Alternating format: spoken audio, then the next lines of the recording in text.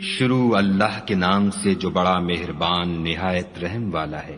جو چیز آسمانوں میں ہے اور جو چیز زمین میں ہے سب خدا کی تسبیح کرتی ہے، اسی کی سچی بادشاہی ہے اور اسی کی تعریف لامتناہی ہے اور وہ ہر چیز پر قادر ہے۔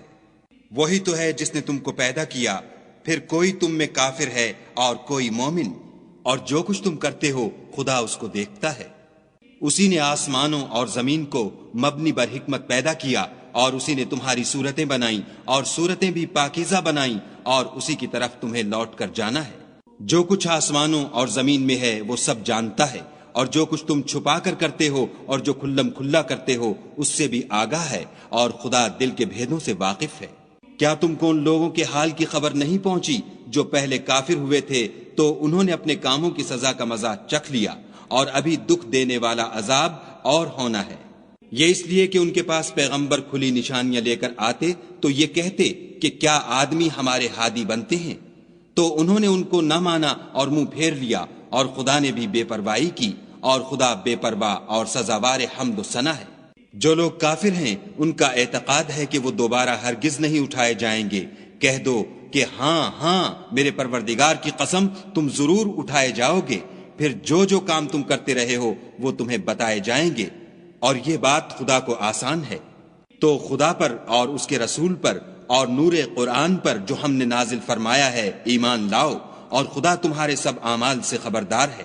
جس دن وہ تم کو اکٹھا ہونے یعنی قیامت کے دن اکٹھا کرے گا وہ نقصان اٹھانے کا دن ہے، اور جو شخص خدا پر ایمان لائے اور نیک عمل کرے وہ اس سے اس کی برائیاں دور کر دے گا، اور باغہائے بہشت میں جن کے نیچے نہریں بہ رہی ہیں داخل کرے گا، ہمیشہ ان میں رہیں گے۔ یہ بڑی کامیابی ہے۔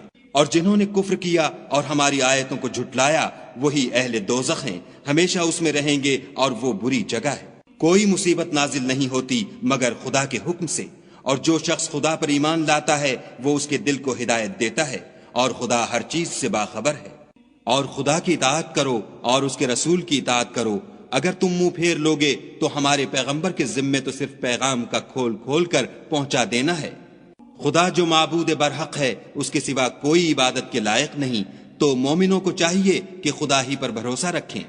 مومنوں، تمہاری عورتوں اور اولاد میں سے بعض تمہارے دشمن بھی ہیں، سو ان سے بچتے رہو، اور اگر معاف کر دو اور درگزر کرو اور بخش دو تو خدا بھی بخشنے والا مہربان ہے۔ تمہارا مال اور تمہاری اولاد تو آزمائش ہے، اور خدا کے ہاں بڑا اجر ہے۔ سو جہاں تک ہو سکے خدا سے ڈرو، اور اس کے احکام کو سنو اور اس کے فرما بردار رہو، اور اس کی راہ میں خرچ کرو، یہ تمہارے حق میں بہتر ہے۔ اور جو شخص طبیعت کے بخل سے بچا لیا گیا تو ایسے ہی لوگ راہ پانے والے ہیں۔